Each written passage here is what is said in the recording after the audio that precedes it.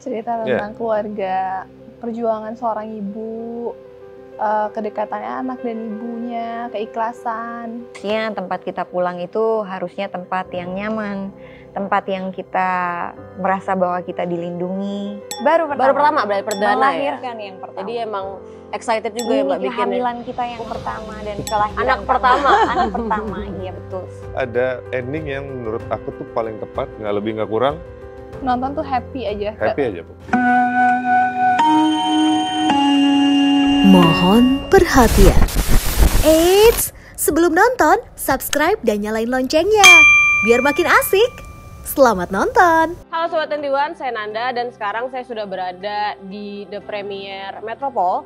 Dan di sini saya sekarang berada bareng sama cast dari film Air Mata di Ujung Sajadah. Halo. Ada Mas Fedi, Halo. ada Citra Kirana, dan juga ada Mbak Nafa Urbah. Saya bukan pemainnya. Oh ya, produser. Mbak Nafa, kali ini di balik layar ya Mbak? Iya Ya? betul. Oke, nah boleh langsung diceritain aja kali ya. Sebenarnya film Air Mata di Ujung Sajadah tuh nyeritain soal apa sih? Oke, jadi ceritanya Air Mata di Ujung Sajadah ini tentang Akila yang diperankan Titi Kamal, yang dia kawin lari karena hubungan dengan ibunya tidak harmonis, lalu hamil, dan di saat mau melahirkan suaminya meninggal karena kecelakaan. Lalu dia memutuskan kembali pulang ke rumahnya karena kondisi hamilannya sangat lemah. Dan di saat bayinya lahir, dia tidak sadar diri. Dalam keadaan tidak sadar diri itu setelah bayinya lahir, bayi itu diberikan kepada Arif dan Yumna, pasangan suami istri. Dan ibu dari Akila ini meminta kami untuk rawat anak ini seperti anak kandungmu sendiri. Tapi kamu harus pergi dari Jakarta dan balik lagi. Dan begitu Akila sadar dan bertanya di mana anak saya, dia bilang anakmu sudah meninggal. Jadi kamu harus move on, kembali jalani hidupmu, kuliah yang benar, kerja yang benar. Nah lalu 7 tahun kemudian, ibunya Akila sekarat dan Akila kembali dari London ke Jakarta untuk menjenguk ibunya, dan ibunya memberitahu kalau ternyata anaknya itu masih hidup. Ibunya tidak mau meninggal dalam keadaan masih berbohong pada Akila.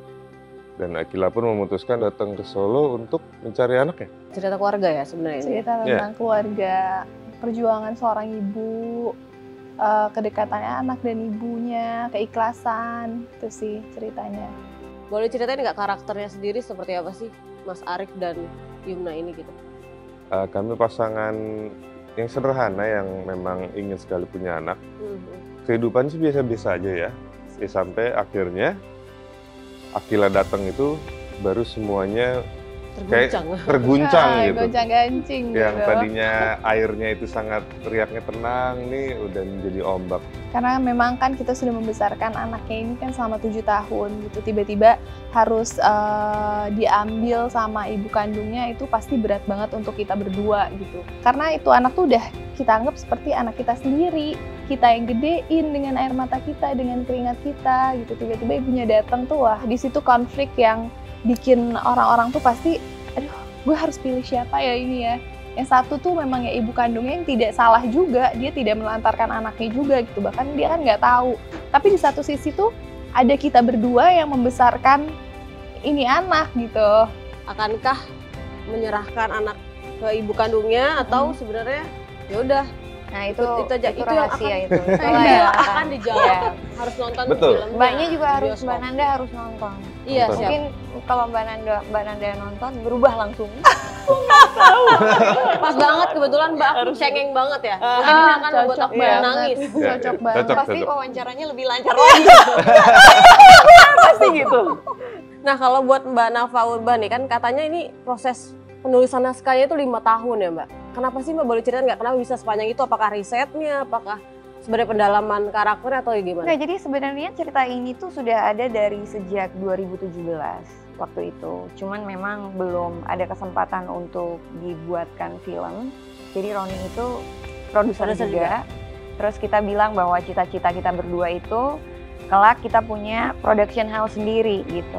Sampai akhirnya bilang, kamu daripada cerewet mendingan kita bikin PH aja, aku bilang kayak gitu. Kita wujudkan mimpi kita dan kita lakukan apa yang mau kita lakukan, mau bikin film drama atau bikin film horor. Ini aku punya cerita udah dari 2017 yang memang based on true story. Dimana cerita ini memang relate sama kehidupan banyak orang dan terjadi sama banyak ibu-ibu dan keluarga gitu. Yang akhirnya kita memutuskan untuk membuat film ini. Oke, berarti tapi kalau boleh tahu berarti ini film keberapa, Mbak? Baru pertama berarti perdana melahirkan ya. yang pertama. Jadi emang excited juga ya Mbak bikinnya. Kehamilan kita yang pertama dan kelahiran Anak pertama. Anak pertama, iya betul. Oke, kalau buat Mas Fedi sama Citra nih, ketika baca naskahnya Air Mata di Ujung Sajari ini, apa yang dipikirkan dan apa yang dirasain? Apakah langsung kayak, aku mau nih main film ini gitu, atau gimana? Kalau aku sih pertama emang udah dikasih tahu sama Mas Roni juga, udah diceritain sebelum aku baca skripnya. Di situ sih aku udah tertarik sih sebenarnya, apalagi kan ini cerita tentang ibu dan anak gitu, tentang keluarga. Dan aku tuh kayak pengen banget bisa main film drama yang memang ceritanya kuat, yang bagus. Ada Kak Fedi, ada Kak Titi, ada Ibu Yeni Rahman. Ada alasan apa aku harus tolak gitu loh, nggak ada. Kayak udah deh Mas, kayak nggak bisa bayangin aja gitu. Aku ada di posisi Yumna, tuh aku nggak bisa bayangin kalau misalnya ada in real life-nya gitu ya. Karena itu berat banget pastinya. Kalau aku tuh pertama kali dibaca skenario, itu langsung tertarik sama konfliknya sih. Karena bingung tadi itu mau dukung yang mana ya, karena nggak ada antagonis.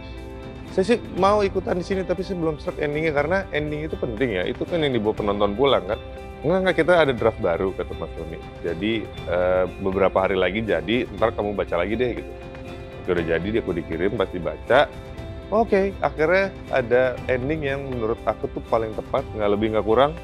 Nonton tuh happy aja. Happy aja pokoknya. Keluar bioskop tuh walaupun sembab, tapi dia kayak Happy. puas. Ya. Oke. Nggak ketebak tapi realistis ya tetap. Maksudnya kayak itu mungkin banget diambil keputusannya oleh kita yang misalnya berada di posisi Masuk itu. akal. Gitu. Iya. Masuk akal kan. Nah, Mbak Nafa Urba lagi nih. Perdana jadi produser juga ya Mbak? Iya betul.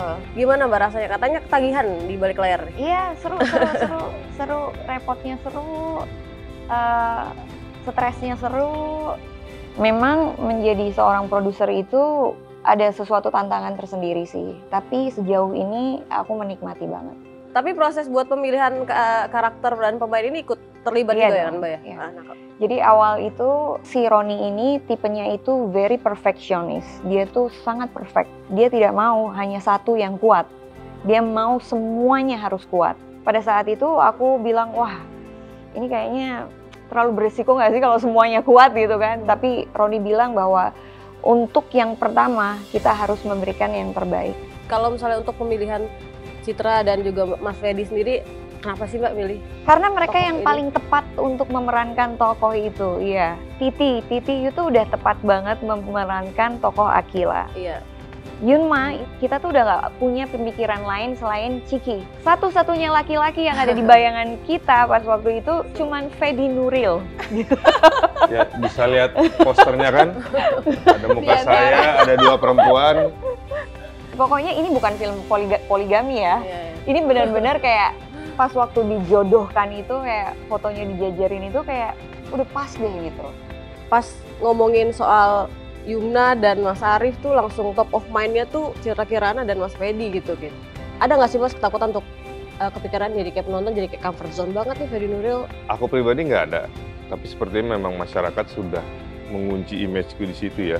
Tapi secara karakter personal di film tuh ada kesamaan atau enggak kok tetap akan beda gitu atau gimana Mas? Itu tetap akan beda ya, karena konfliknya kan juga beda sama film-film yang sebelumnya. Biasanya tuh kalau kehidupan sehari-hari tuh kita benar-benar ada masalah yang nggak tahu mesti ngapain. Cukup nyaman sama peran-peran kayak gini atau emang pengen sih nanti suatu saat juga nggak cerita yang keluarga-keluarga gini juga gitu? Pengen variatif, karena kan sebagai aktor harus Bisa mencoba peran-peran yang berbeda untuk melatih kemampuan acting juga ya.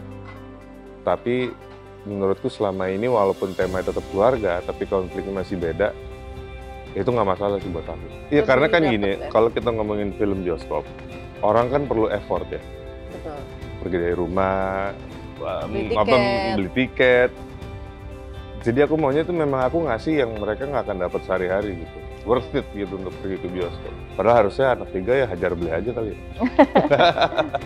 Citra Kirana sendiri gimana? Kan emang genre film drama gitu yang dimainin. Apakah emang pengennya di situ aja atau kayak nggak kok aku nanti mungkin akan nyoba juga yang lain atau gimana? Kalau dulu tuh filmnya horor biasanya kan. Dan setelah nonton hasilnya ya, terus ceritanya juga memang bagus. Kok kayaknya seru ya, bagus ya. Pengen deh ke depannya bikin film lagi yang drama kayak gini gitu. Tapi apapun itu ya balik lagi kan, aku kan hanya memerankan sebuah peran gitu. Jadi sebenarnya kalau peran apa aja, selama aku bisa dan aku bisa berikan yang terbaik ya nggak apa-apa sih. Nah kalau ngomongin chemistry, kalian berdua ada kesulitan nggak sih ngebangun chemistry? Kesulitan nggak Kak? Kamu chemistry sama aku Kak? Ciki kesulitan sih karena aku diva banget kalau di lokasi syuting ya. Pokoknya kalau minuman ini nggak ada aku nggak syuting. Kalau nggak ada snack ini aku nggak syuting. Gitu. Oke. Terus kalau misalnya kita nih semua udah siap kok nggak syuting kan gitu. Kita nungguin apa sih? Nunggu moodnya Fedi.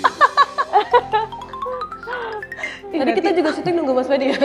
Ah iya, terima kasih udah nungguin saya. Tapi nggak sih, alhamdulillah banget. Pertama kali syuting bareng, kayaknya sih langsung klop aja ya. Ciki orangnya sangat kooperatif, sangat profesional, jadi nggak ada hambatan sih kalau dari aku pribadi. Iya, sama sih nggak ada ya. Fine-fine aja ya Kak, kita aman-aman aja. Berarti nggak ada kesulitan lah ya buat bangun chemistry sebagai suami istri gitu kan? Ya kadang ada deg-degan bercanda gue agak terlalu kelewatan nggak ya, agak terlalu jorok nggak ya. Cuma ternyata selera humor Ciki juga seru banget. Jadi asik lah syutingnya lah gitu. Kadang emang suka ngetes gitu, kalau gue bercandain gini gimana ya? Responnya gimana ya? Ya aman. Karena kan syuting drama itu penuh dengan emosi ya. Jadi di sela-sela itu kita harus bisa ketawa-ketawa ya? gitu, buat refreshing. Tapi nggak tahu dalam hati sih. Dalam hati biasanya kan. Mas Fedi bercanda apa di lokasi? Banyak sih, Kak Fedi itu aku baru tahu loh. Kalau aku pikir ya, kan ini pertama kali kita ketemu ya, aku pikir tuh orangnya yang pendiam Serius gitu, kan? yang serius. Aku juga pendiam nggak sih? aku serius. Tapi ternyata enggak sih, ternyata enggak. Ada Banyol ya? Bercanda aku yang Banyol. sangat beresiko. Menurutku sangat beresiko ya, tapi ternyata dia ketawa juga. Ingat nggak yang mana? Yang mana? Yang itu kan dia nanya, kaki Kak Fedi gede juga emang ukurannya berapa? 46. Ya kamu tahu dong kalau kaki gede apa juga yang gede. Emang apa? Kos kaki. Gitu. Iya benar. Sepatu, iya juga. Iya kan? Nah itu beresiko menurutku, tapi Karena kan badannya tinggi. betul. Nah, Ciki ketawa, jadi oke lah lancar syutingnya lah. Lancar ya? Lebih ke nggak ngerti dia sih. Aman ya, Iya Say? sih. Apa? Nggak ngerti mungkin bercandanya. Makanya nanya, emang apa selain sepatu yang gede gitu? Kos kaki. Takutnya kan salah jawab ya kita, ya kan? Iya, Jadi bener-bener. lebih baik bertanya daripada sesat di Kalau jalan, salah jawab gitu. kan, otaknya sama ternyata. Gitu. Film ini kan soal keluarga ya. Boleh tahu nggak sih kalau menurut POV pribadi kalian arti keluarga sendiri itu apa sih? Arti keluarga buat aku ya segalanya sih ya. Penyemangatku, support sistemku yang paling jujur, yang selalu ada untuk aku saat keadaan apapun gitu. Jadi memang ya my number one in my life gitu. Keluarga itu harus menjadi tempat paling aman dan nyaman untuk jadi diri sendiri sih. Ya mau nggak mau kita kadang di luar jaga image gitu. Tapi di rumah capek kan. Pengennya bener-bener jadi diri sendiri dan itu diterima bagusnya dan jeleknya. Kalau aku sih ngeliat keluarga tuh seperti itu. Nggak jauh beda sih. Sebenarnya kalau keluarga kan itu bicara soal rumah ya.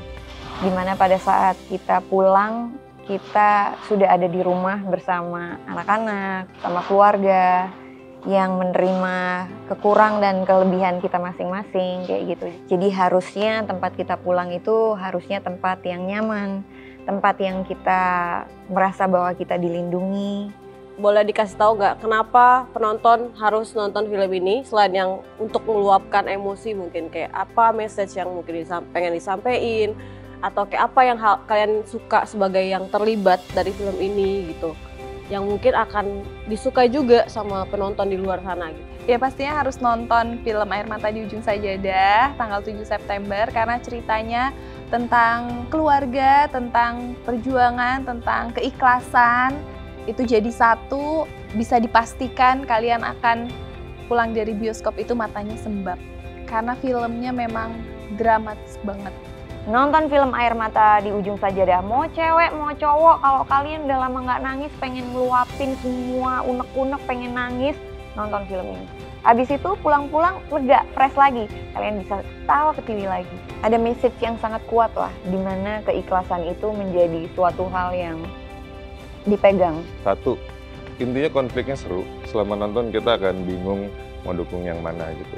Dua, benar sebagai refreshing di weekend kalau memang ada unek-unek yang mau dilepas, nangis-nangis aja.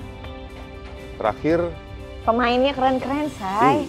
Udah Ngomong pasti kayak gitu, itu. bener sih. Nah, permainnya udah number one semuanya ini. bukan cuma pemain yang keren, film gue nggak ada yang jelek kan? Waduh, mantap cuy. Terima kasih banyak Mas Fedi, Thank you. Citra, Terima sama kasih. Mbak Sama-sama. Nafisa udah interview sama 21. Semoga sukses filmnya. Amin. Terima Semoga kasih. rame, semoga nyampe target berapa juta, Mbak? Amin. Amin ya. Yang terbaik. Asik kan videonya? Jangan lupa like, subscribe, dan komen ya. Sampai jumpa di video selanjutnya.